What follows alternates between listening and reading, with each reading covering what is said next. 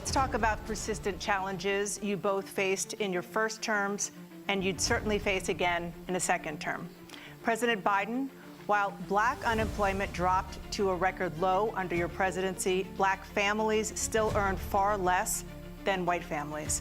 Black mothers are still 3 times more likely to die from pregnancy-related causes, and black Americans are imprisoned at 5 times the rate of white Americans. What do you say to black voters who are disappointed that you haven't made more progress? They acknowledge they made a lot of progress, number one. The fact of the matter is there's more small black businesses that have been started than any time in history. Number two, the wages of black unemployment is the lowest level it's been in a long, long time. Number three, we're trying to provide housing for black Americans and dealing with the segregation that exists among these corporations that collude to keep people out of their houses. And in addition to that, we find that the impact on the choice that black families have to make relative to child care is incredibly difficult.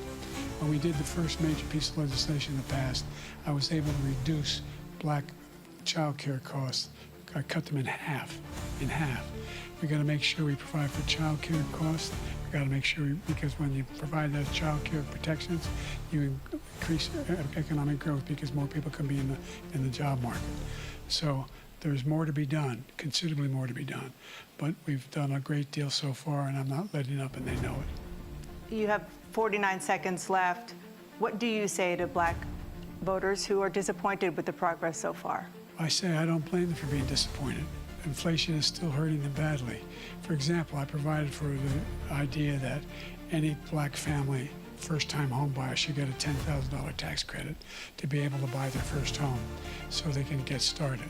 I made sure that we're in a situation where all those black families and those black individuals who had to take out student loans that were ballooning, that if they were engaged in nursing, doctor, and anything having to do with volunteerism, if they paid their bills for 10 years on their student debt, all the rest is forgiven after 10 years. Millions have benefited from that, and we're going to do a whole lot more for black families. Thank you, President Trump. And he caused the inflation. He's blaming inflation, and he's right, it's been very bad. He caused the inflation, and it's killing black families and Hispanic families and just about everybody. It's killing people. They can't buy groceries anymore. They can't. You look at the cost of food where it's doubled and tripled and quadrupled. They can't live. They're not living anymore. He caused this inflation. I gave him a country with essentially no inflation. It was perfect. It was so good. All he had to do is leave it alone. He destroyed it with his Green New Scam and all this money that's being thrown out the window. He caused inflation. As sure as you're sitting there, the fact is that his big kill on the black people is the millions of people that he's allowed to come in through the border. They're taking black jobs now, and it could be 18, it could be 19, and even 20 million people. They're taking black jobs, and they're taking Hispanic jobs, and you haven't seen it yet, but you're going to see something that's going to be the worst in our history. Thank you. President Biden? There was no inflation when I became president. You know why? The economy was flat on its back. 15% unemployment. He decimated the economy, absolutely decimated the economy. That's why there was no inflation at the time. There were no jobs. We provided thousands of millions of jobs for individuals who are in all communities, including minority communities. We made sure that they have health insurance. We have covered, the ACA has increased. I made sure that they're $8,000 per person in a family to get written off for the health care.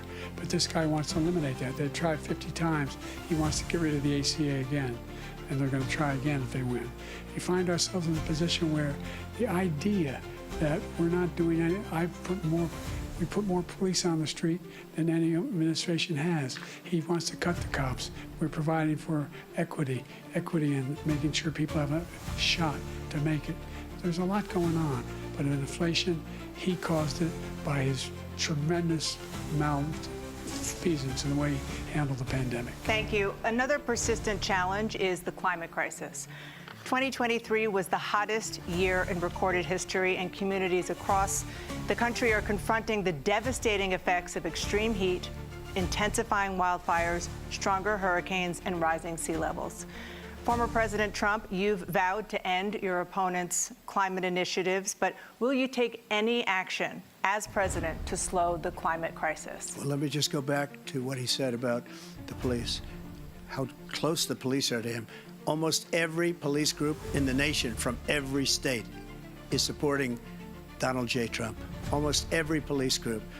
And what he's done to the black population is horrible, including the fact that for 10 years he called them super predators. We can't, in the 1990s, we can't forget that. Super predators was his name, and he called it to them for 10, and they've taken great offense at it, and now they see it happening. But when they see what I did for criminal justice reform and for the historically black colleges and universities, where I funded them and got them all funded, and the opportunity zones with Tim, as you know, Tim Scott was incredible. He did a great job, great senator from South Carolina. He came to me with the idea, and it was a great idea. It's one of the most successful economic development acts ever in the country, opportunity zones. And the biggest beneficiary are blacks. And that's why we have the best numbers with them in maybe ever. They're saying ever. I read this morning where ever, the best numbers. He's lost much of the black population because he's done a horrible job for black people. He's also done a horrible job for Hispanics. But wait till you see these millions of people pouring into our country, and they're going to take the jobs, and it's already started, and you haven't seen anything yet. It's a disaster. 38 seconds left. President Trump, will you take any action as president to slow the climate crisis? So I want absolutely immaculate clean water, and I want absolutely clean air, and we had it. We had H2O. We had the best numbers ever, and we were using all forms of energy, all forms, everything. And yet, during my 4 years, I had the best environmental numbers ever. And my top environmental people gave me that statistic just before I walked on the stage, actually. I don't know where the hell he's been. The idea that anything he said is true. I passed the most extensive climate change legislation in history. We find ourselves, and by the way, black colleges.